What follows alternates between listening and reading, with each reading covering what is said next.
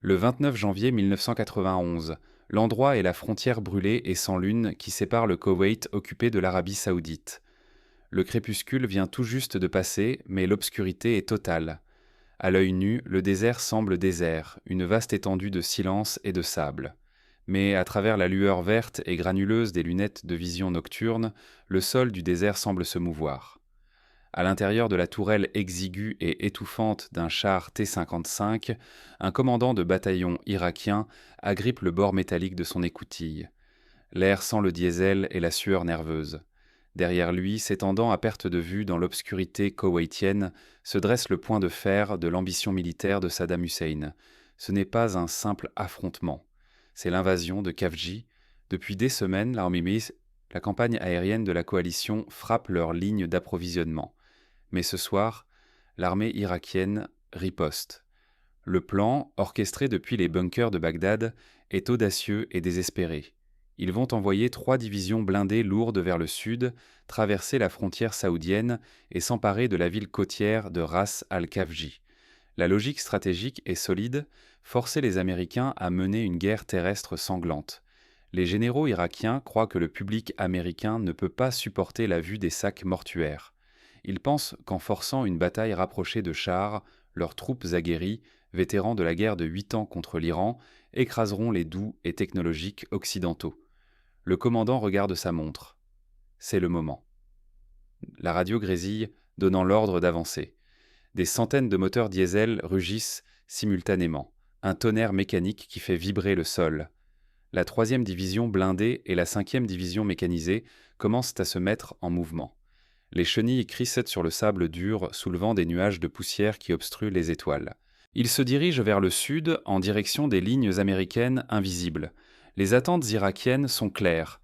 Ils attendent de voir les silhouettes massives des chars M60 ou les redoutés chars Abrams. Ils s'attendent à un mur d'acier. Ils sont prêts pour un affrontement traditionnel, un combat symétrique. Char contre char, blindage contre blindage. Ils ont leur pénétrateur à énergie cinétique prêt à être utilisé. Ils ont calculé leur solution de tir pour des combats contre des blindages lourds. Mais au moment de franchir la ligne de front et d'entrer sur le territoire saoudien, quelque chose cloche. L'horizon reste sombre. Il n'y a aucune lueur provenant des canons lourds. Il n'y a pas de grondement des chenilles ennemies. Le désert qui s'étend devant eux semble complètement abandonné. Le commandant scrute à travers ses viseurs, cherchant l'ennemi. Les rapports de renseignement disaient que la frontière était défendue par des éléments des marines américains et de la garde nationale saoudienne. Où sont-ils? La colonne irakienne accélère, la confiance grandissant. Peut-être que les Américains ont fui. Peut-être que les frappes aériennes incessantes étaient un bluff et que les forces au sol sont vides. Et puis, le chaos commence. Cela ne commence pas par une explosion, mais par une traînée de lumière rouge qui déchire l'obscurité. Le premier char T-62 de l'avant-garde explose soudainement. En un instant, ce n'est plus une machine de guerre de 60 tonnes, mais un brasier, sa tourelle projetée au loin. Le réseau radio explose de panique. Contact en avant, hurle un capitaine de char. D'où vient le feu? Le commandant de bataillon scrute frénétiquement l'horizon. Il cherche la signature thermique d'un moteur de char lourd. Il cherche la grande silhouette thermique d'un Abrams. Il ne voit rien. Le sol du désert est froid. Un autre tir frappe un char type 69 à sa gauche. Le blindage est percé instantanément. Les munitions explosent, envoyant une gerbe d'étincelles rouges dans le ciel nocturne. Engagez, engagez, crie le commandant. Visez les chars. Je ne les vois pas, répond le tireur, affolé. Il n'y a pas de cible, il n'y a pas de char. C'est l'événement impossible. La colonne blindée irakienne, l'une des plus grandes concentrations de blindés du Moyen-Orient, est démantelée morceau par morceau. Mais ils combattent des fantômes. L'ennemi tire avec des canons automatiques, des bruits rythmiques rapides, et lance des missiles guidés, mais la source du tir est invisible. Ce qui se trouve là-bas se déplace d'une vitesse impossible. Les tireurs irakiens tentent de faire pivoter leurs tourelles, poursuivant des ombres. Lorsqu'ils arrivent enfin à viser un flash de canon, l'ennemi a déjà disparu, se repositionnant sur un autre flanc, déversant du feu sur le blindage léger des transporteurs de troupes irakiens.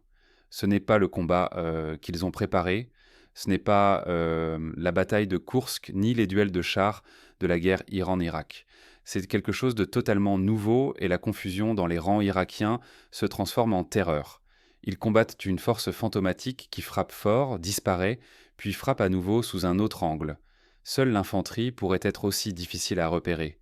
Mais l'infanterie ne peut pas détruire un char T-62 à 2 km dans l'obscurité totale, suggère un officier. Un autre contre-attaque. Cela doit être de l'armure lourde. Les Américains cachent leurs chars en position hull down.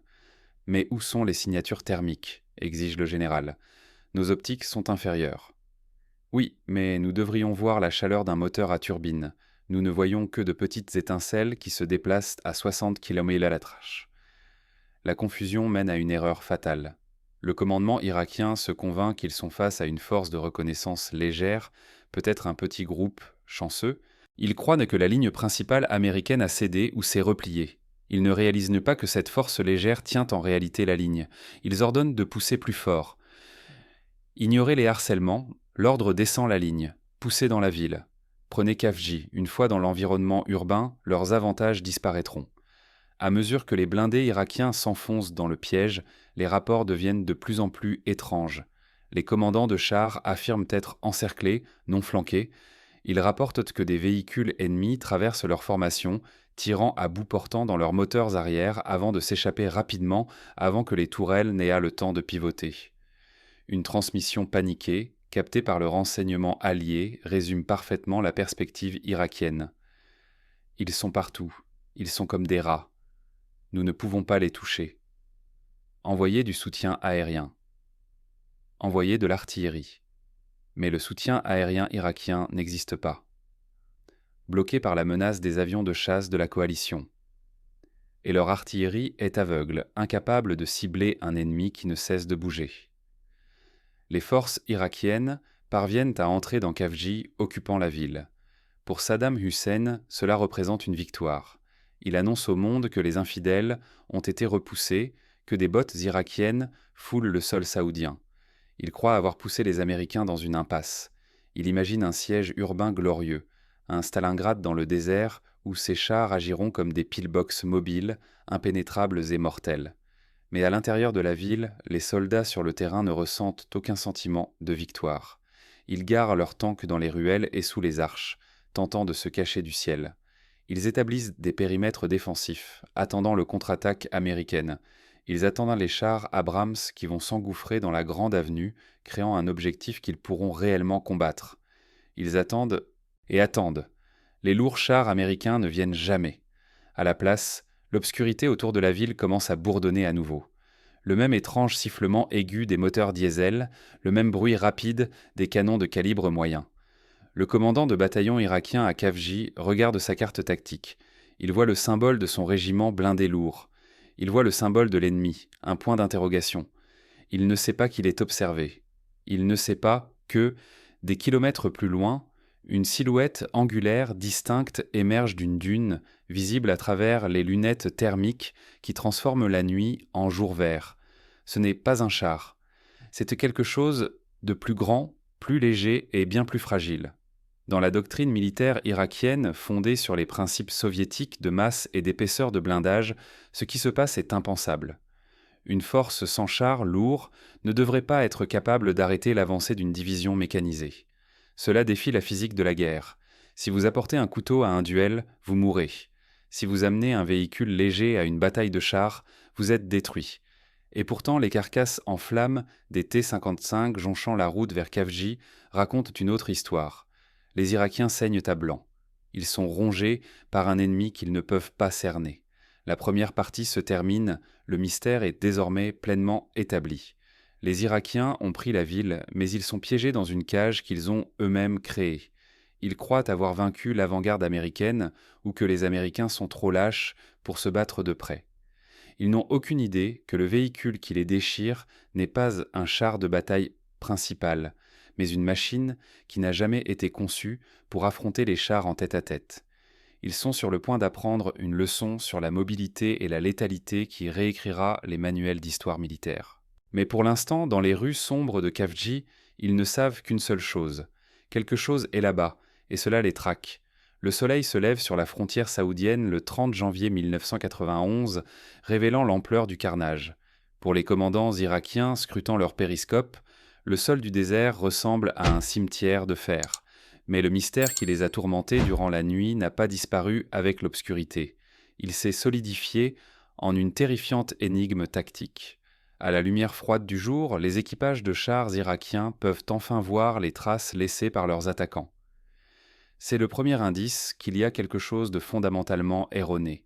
Ils s'attendent à voir les larges sillons profonds des chars M1 Abrams, qui signent la présence d'un prédateur de 70 tonnes.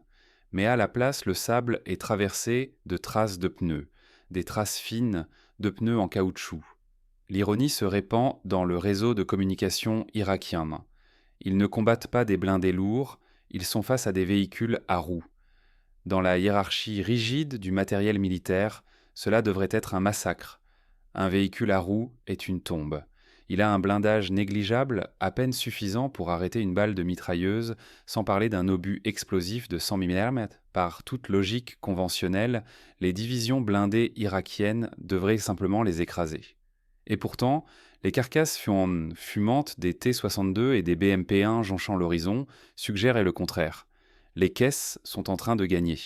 Ils calculent la victoire en fonction de l'épaisseur du blindage, du calibre des canons et de la densité des unités.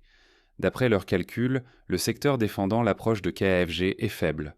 Les renseignements indiquent qu'il est tenu par les 1er et 2e bataillons d'infanterie blindée légère des Marines américains. Le mot-clé ici est léger. Ils n'ont pas de capacité à tenir longtemps. Un stratège irakien senior assure à ses généraux « ce sont des ralentisseurs ». Poussez la 5e division mécanisée à travers eux, écrasez-les par le poids. Mais sur le terrain, ce prétendu ralentisseur riposte avec une férocité et une précision qui défient les mathématiques. L'engagement qui se déroule au cours des 12 heures suivantes devient un véritable modèle de violence asymétrique. C'est une bataille entre l'éléphant et le moustique. L'éléphant, la colonne blindée irakienne, est puissante mais lente. Sa vision est limitée. Son temps de réaction est paresseux. Sa vitesse de rotation de la tourelle, le temps qu'il faut pour faire pivoter le canon principal, est désespérément lente face à une cible rapide. Le moustique, la mystérieuse force américaine, bourdonne autour de la périphérie. Ces équipages américains suivent une doctrine de tirer et se déplacer. Ils ne restent jamais statiques. Ils surgissent derrière une dune, déversent une pluie de feu, puis disparaissent avant même que les tireurs irakiens aient pu aligner leur cible. À l'intérieur d'un char T-55, la terreur est palpable. Le tireur crie qu'il ne peut pas suivre les cibles. Chaque fois qu'il aligne son viseur, le véhicule américain se déplace déjà latéralement à 80 km/h, rebondissant sur le terrain accidenté comme une voiture de rallye. Les obus irakiens tombent sans effet dans le sable, traînant les cibles qui filent juste devant eux. Pendant ce temps, les tirs ennemis sont dévastateurs de précision. Les Américains utilisent une arme qui ressemble à un marteau-piqueur rythmique distinct. Ce n'est pas le bruit du canon d'un char, mais un tum-tum-tum rapide. Ces projectiles sont petits, mais ils arrivent en rafale de 5 ou 6, martelant le même endroit sur le blindage irakien de façon répétée. Bien que ces petites munitions ne puissent pas percer l'épaisse pente avant d'un char de bataille principal, elles déchiquettent tout le reste. Elles détruisent les optiques, aveuglant les équipages irakiens. Elles percent le blindage plus fin des transporteurs de troupes blindés, transformant les compartiments à troupes en véritables broyeurs à éclats.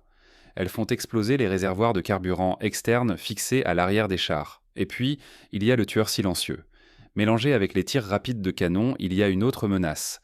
Les équipages irakiens regardent, horrifiés, des fils fins traînant dans l'air, guidant des missiles lourds avec une précision implacable. Ces missiles volent plus lentement que les obus de chars, presque paresseusement, mais leur impact est absolu. Lorsqu'un missile frappe un char T-62, le jet de charge creuse la tourelle en acier comme un chalumeau à travers du beurre. Les munitions à l'intérieur du char s'enflamment instantanément, envoyant la tourelle voler du châssis comme un bouchon de champagne. L'avancée irakienne se ralentit, non pas à cause d'un manque de puissance de feu, mais parce qu'ils sont aveuglés et paralysés. Leur formation commence à se fracturer. La discipline se brise, les commandants de chars, terrifiés par les missiles invisibles et les démons à roues qui les encerclent, ordonnent à leurs conducteurs de s'arrêter ou de reculer. Ils cherchent à se cacher dans les replis du terrain, mais il n'y a pas de couverture contre un ennemi qui se déplace plus vite que vous ne pouvez penser. La confusion est exacerbée par l'utilisation du spectre électromagnétique par les Américains. Les radios irakiennes sont brouillées ou pleines de statique. La coordination devient impossible. Un peloton de chars type 69 se retrouve isolé, coupé du gros des troupes. Ils voient des nuages de poussière approcher de trois côtés. Ils font pivoter leurs tourelles frénétiquement, essayant de trouver une cible. Soudainement, les moustiques sont parmi eux. Les véhicules américains ferment la distance, s'approchant dangereusement dans la plage de tir minimale des gros canons de chars. C'est une manœuvre suicidaire sur le papier, mais dans la pratique, c'est brillant. Les longs canons des tanks irakiens ne peuvent pas physiquement s'abaisser assez bas pour toucher les petits véhicules trapus qui dévalent les rues à toute vitesse. Les Américains balayent les toitures des chars avec des tirs de mitrailleuses, forçant les commandants à se réfugier dans leurs tourelles. Aveugles et sourds, les colosses irakiens sont impuissants. Ils sont conduits comme des bétails. L'après-midi du 30 janvier, le récit de l'invasion a changé. Les généraux irakiens voulaient une guerre d'usure. Mais ils sont tombés dans un nid de guêpes.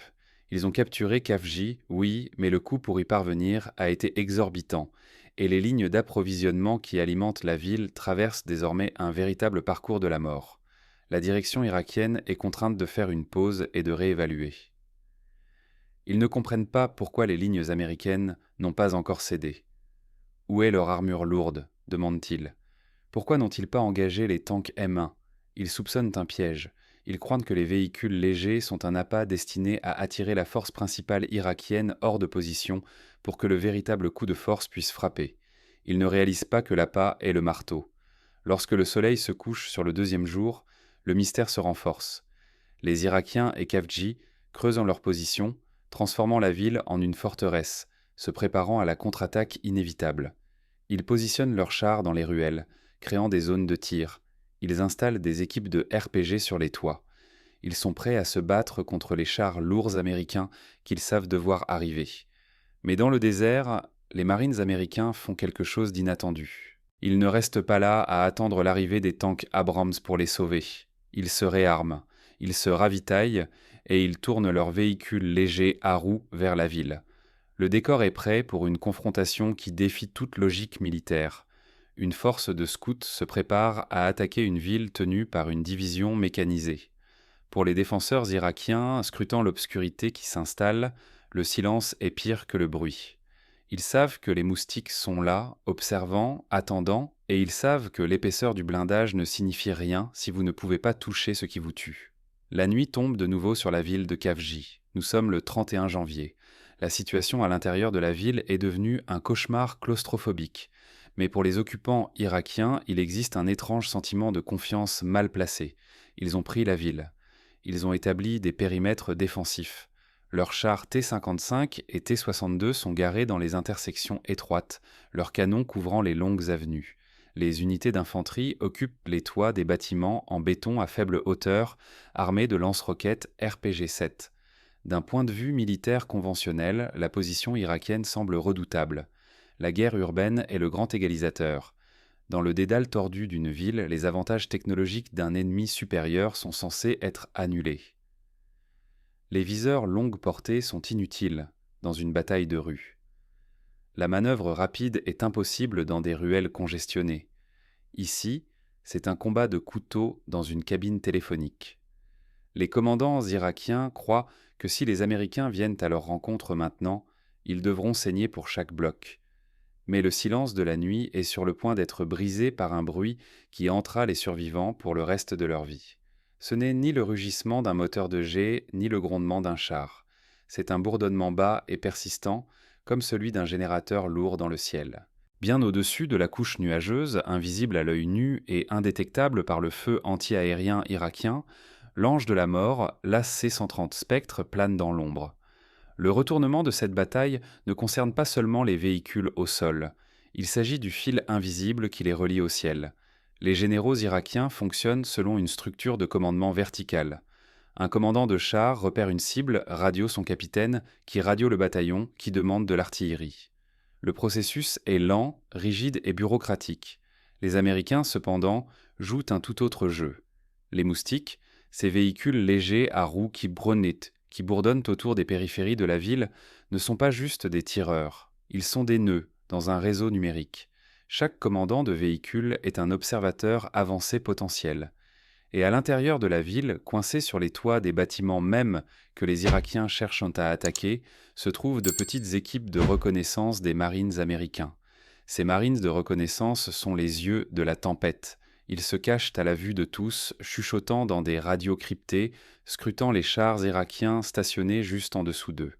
Ils ne tirent pas avec leurs fusils, ils peignent des cibles avec des lasers et des coordonnées. L'abattage commence avec une précision terrifiante.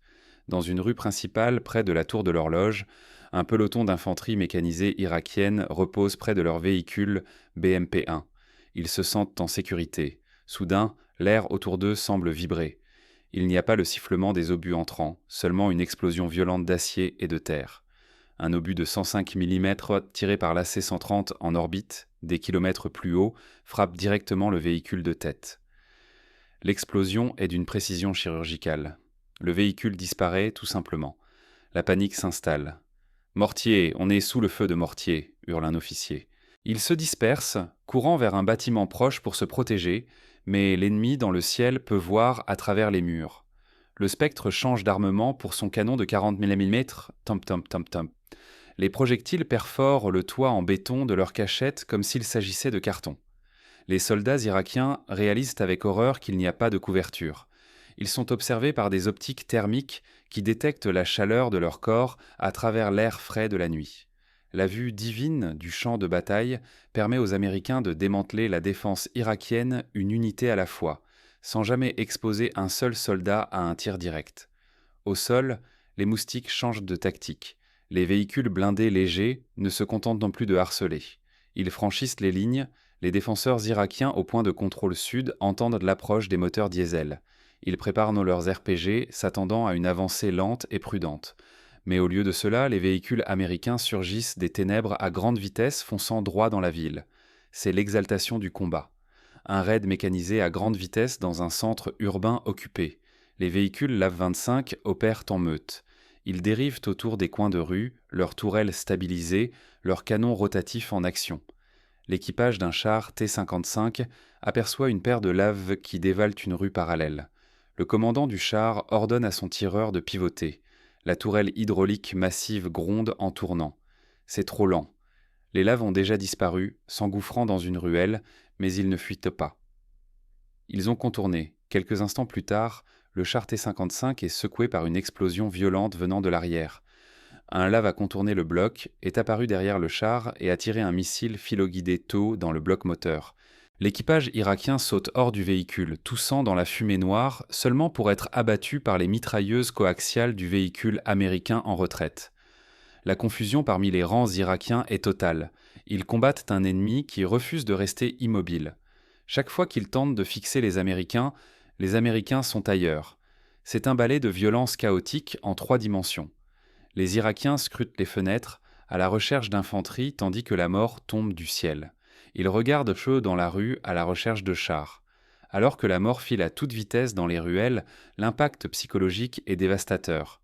Les soldats irakiens commencent à abandonner leurs véhicules.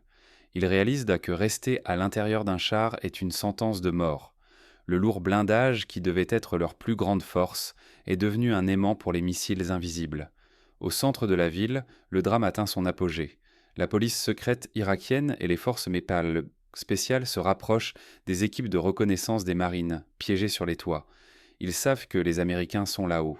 Ils prennent d'assaut les escaliers. Les goupilles de grenades sont tirées. Les marines de reconnaissance n'ont plus d'option. Ils sont faiblement armés. Ils ne peuvent pas tenir contre une compagnie d'infanterie. Alors ils prennent la décision que tout soldat redoute de prendre. Ils appellent un soutien aérien de proximité. « Mettez-le sur le toit », murmure le marine dans sa radio. « Nous sommes dans le coin nord. Brûlez le reste. » Là-haut, le pilote d'un hélicoptère AH-1 Cobra planant dans l'obscurité totale répond. Le Cobra plonge son nez sur les soldats irakiens qui défoncent la porte du toit. Le monde se termine dans un flash aveuglant de roquettes et de tirs de canon de 20 mm. L'hélicoptère déverse un torrent de munitions à quelques mètres des troupes amies. La précision est stupéfiante. L'équipe d'assaut irakienne est vaporisée. Les Marines secoués et couverts de poussière sont vivants. Simultanément, les meutes de lave percutent le cordon irakien pour rejoindre les équipes de piégeage. L'extraction est chaotique et violente. Les canons Bushmaster de 25 mm sur les laves fonctionnent à plein régime, transperçant les murs en blocs de ciment pour supprimer le feu ennemi. Le bruit est assourdissant, un déchirement métallique continu qui noie les hurlements des blessés, tandis que la colonne de véhicules légers américains se fraye un chemin hors de la ville, transportant les Marines sauvés. Les commandants irakiens restent figés devant leurs cartes, incrédules. Ils ne perdent pas quelques escarmouches. Ils perdent des bataillons entiers et ils n'ont toujours pas vu un seul char américain. Le commandant du 3e corps irakien, le général Mahmoud, est furieux. Il exige des réponses de ses subordonnés. « Comment détruisent-ils notre armure » crie-t-il. « Qu'est-ce qu'ils utilisent ?» Les rapports qui reviennent sont fragmentés et terrifiés. « Ils tirent à travers le bâtiment, monsieur », rapporte un capitaine, hors d'haleine. Leurs balles explosent à l'intérieur de l'armure. « Ils utilisent une nouvelle arme », affirme un autre. Un canon à tir rapide qui mange de l'acier. Le général frappe son poing sur la table. Il connaît le canon de 25 mm. C'est une arme standard pour les véhicules de combat d'infanterie. Elle est conçue pour tuer des troupes et des camions légers. Il est physiquement impossible qu'une telle arme de petit calibre puisse détruire un char de bataille principal. Les mathématiques ne correspondent pas. Un obus de 25 mm devrait ricocher sur la plaque glacis d'un char T-55 comme une pierre. Et pourtant, les chars brûlent. Le mystère qui les a tourmentés pendant 48 heures est sur le point d'être résolu. Mais la réponse n'apportera aucune consolation. Le général va apprendre que les Américains n'ont pas réécrit les lois de la physique. Ils ont simplement exploité une faille fatale dans la conception des machines de guerre soviétiques. Une faille que les canons à chaîne légers américains sont parfaitement adaptés à exploiter. La bataille pour Khafji est terminée. La fumée commence à se dissiper, dérivant vers le sud en direction des feux de pétrole du Koweït. Le 3e corps irakien a été brisé, non pas par le lourd marteau de l'armée américaine, mais par une force qu'ils avaient dédaigneusement considérée comme un simple ralentisseur. Tandis que les unités irakiennes, survivantes, se retirant vers le nord à travers la frontière, traînant leurs blessés et abandonnant leur équipement, l'ampleur du choc s'installe. Ce n'est que maintenant, dans le silence de l'après-coup, que la réalité technique de ce qui s'est passé se révèle. C'est une révélation qui fera trembler toutes les académies militaires du monde, de Moscou à Pékin. Le général Salah Abou Mahmoud et son état-major sont laissés à mener une autopsie mentale du désastre. Ils s'attendaient à perdre des chars à cause des frappes aériennes. C'est le prix à payer lorsqu'on affronte l'aviation américaine. Ils s'attendaient à perdre des chars face à d'autres chars, c'est la nature même de la guerre blindée. Mais ils ne s'attendaient pas à perdre toute une offensive blindée face à un véhicule qui pèse moins de 14 tonnes et roule sur des pneus en caoutchouc. Le choc n'est pas seulement dans le fait qu'ils aient perdu, c'est dans la manière dont ils ont perdu. Le coupable principal, l'instrument de leur destruction, est enfin identifié. C'est le canon à chaîne M242 Bushmaster. Pour l'esprit irakien formé à la soviétique, cette arme est un jouet. C'est un canon de 25 mm dans le monde des chars de bataille principaux, où les canons de 100 mm sont la norme. Un obus de 25 mm est considéré comme une nuisance, quelque chose conçu pour tirer sur des hélicoptères ou des camions. Il devrait être physiquement impossible qu'une arme de petit calibre comme celle-ci puisse démanteler un T-55. Mais les Irakiens ont échoué à comprendre la physique des munitions américaines. Les Marines américains tiraient des obus M791 APDS-ST. Cela signifie des projectiles à âme discutable perforant avec traceur. Lorsqu'un tel obus quitte le canon, il voyage à une vitesse hypersonique de plus de 1300 mètres par seconde. C'est un dart subcalibre fabriqué en alliage de tungstène superdense. Voici la révélation terrifiante. Les Marines n'avaient pas besoin de pénétrer l'épais blindage avant des chars irakiens pour les détruire. Ils avaient simplement besoin de les rendre inutilisables. La destruction apparemment impossible que les Irakiens ont vue était le résultat d'une tactique appelée « mission killing ». Les flèches de tungstène à grande vitesse déchiquetaient les équipements externes des chars soviétiques. Elles brisaient les prismes en verre des viseurs des tireurs, aveuglant instantanément l'équipage. Elles coupaient les lignes hydrauliques, figeant les tourelles en place. Elles perforaient les réservoirs de carburant externes montés sur les arrières des chars, transformant ces derniers en cocktails Molotov roulants. Un commandant de char irakien pourrait survivre au choc initial, mais il se retrouverait prisonnier d'une boîte d'acier en feu, incapable de manœuvrer son canon ni de voir son ennemi. Il serait effectivement enterré vivant. De plus, le rythme de tir rapide, 200 coups par minute, créait un effet psychologique que aucun manuel ne pouvait préparer. Lorsqu'un char T-55 est frappé par un obus de char lourd, il subit une grosse concussion. Mais lorsqu'il est touché par une rafale de Bushmaster, cela ressemble à une cloche assourdissante qui sonne en continu dans la coque.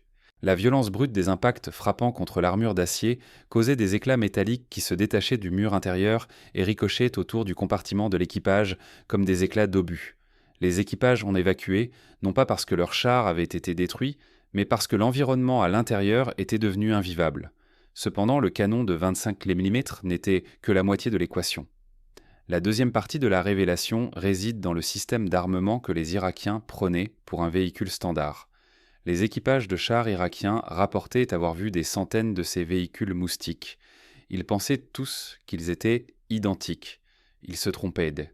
Cachés parmi les formations de véhicules LAV-25 standards, se trouvaient les variantes Lava, les modèles anti-chars. À l'œil nu dans l'obscurité, ils paraissaient identiques, mais au lieu d'un canon à chaîne, le Lava portait un marteau capable de fendre la terre. La tourelle Emerson 9001 équipée de missiles TOA à 2 fils. C'était la main invisible qui perçait les tourelles depuis 3 km. Le missile TOA-2 porte une ogive à charge creuse de 6 kg. Lorsqu'il frappe, il crée un jet de cuivre en fusion se déplaçant à une vitesse de Mach 25. Ce jet ne détruit pas l'armure. Il s'écoule à travers elle comme de l'eau à travers une porte moustiquaire. Le choc pour les généraux irakiens est la prise de conscience de l'écart de portée. La portée effective du canon principal d'un char T-55 la nuit, avec des projecteurs infrarouges primitifs, est d'environ 800 à 1000 mètres. La portée effective du système de missiles TOW avec visée thermique est de 3950 mètres. Les Américains pouvaient les voir, se verrouiller sur eux et les tuer à une distance de près de 4 km, soit presque 3 fois la distance à laquelle les Irakiens pouvaient riposter. Les chars irakiens mouraient avant même qu'ils ne sachent qu'ils étaient en train de combattre. Ce n'était pas un combat. C'était une exécution à distance. Ce décalage technologique a mis en lumière une faille fatale dans toute la philosophie militaire soviétique que Saddam Hussein avait achetée. La doctrine soviétique reposait sur l'idée que la quantité avait une qualité en soi. Il construisait des chars à faible profil, simples à utiliser et fortement blindés sur l'avant. Ils étaient conçus pour se précipiter à travers les plaines d'Allemagne en vagues massives. Mais dans le terrain complexe de Kavji, face à un ennemi hautement mobile et équipé de capteurs, le design soviétique se révélait être un piège mortel. Le faible profil signifiait que le canon ne pouvait pas s'abaisser suffisamment pour toucher les petits laves lorsqu'ils s'approchaient. Le blindage épais de l'avant devenait inutile, lorsque les Marines, rapides, flanquant les côtés, et les optiques simples signifiaient qu'ils combattaient à l'aveugle à l'ère de l'imagerie thermique. Cependant, la révélation ultime ne porte pas sur le matériel, mais sur le logiciel, l'élément humain. La force d'invasion irakienne fonctionnait selon une hiérarchie centralisée et rigide. Les officiers attendaient des ordres. L'initiative était découragée. Lorsque le plan s'effondrait, l'armée se gelait. Les Marines américains, opérant dans leurs véhicules légers, étaient un réseau décentralisé. Un caporal de 22 ans, commandant un LAV, avait l'autorité pour demander de l'artillerie, diriger des frappes aériennes ou changer son vecteur d'attaque sans demander l'autorisation d'un général. Ce cycle ODA, observer, orienter, décider, agir, se déplaçait tellement plus vite que le cycle décisionnel irakien que ces derniers réagissaient à des événements qui s'étaient produits 10 minutes auparavant. Lorsque les débris sont examinés, les officiers de renseignement découvrent des chars T-62 avec leurs tourelles tournées vers l'arrière. Ils tentaient de se replier lorsqu'ils ont été frappés. Ils trouvent un des véhicules de transport de troupes BMP perforés de centaines de trous de 25 mm, résultat d'une seule minute folle de tir d'un peloton de Marines. La bataille de Kavji a été le premier engagement terrestre majeur de la guerre du Golfe et a servi d'avertissement terrifiant pour le haut commandement irakien. Ils avaient envoyé leurs meilleures unités mécanisées pour tester le sang des Américains. Ils s'attendaient à trouver un ennemi faible, averse des pertes, qui se briserait au combat rapproché. Mais ils ont trouvé une scie circulaire. Ils ont trouvé un ennemi qui pouvait se battre la nuit mieux qu'eux durant la journée. Ils ont trouvé un ennemi dont les véhicules légers étaient plus létaux que leurs chars lourds. Et plus choquant encore, ils ont découvert que l'ère de l'armure d'acier simple était révolue. Le mystère est résolu. Les fantômes n'étaient pas des fantômes. Ils étaient à l'avant-garde d'une nouvelle ère de guerre, la guerre de manœuvre, où la vitesse, l'information et la puissance de feu de précision rendent obsolète le fer lourd et stupide. Les Irakiens n'ont pas perdu parce qu'ils manquaient de courage. Ils ont perdu parce qu'ils ont apporté un état d'esprit du XIXe siècle sur un champ de bataille du XXIe siècle. Et l'horreur ultime pour les généraux de Bagdad, c'était que cela n'était que le corps des marines, ce n'était que la force légère. Les divisions lourdes de l'armée américaine, avec des milliers de chars M1 Abrams, n'avaient même pas encore démarré leurs moteurs.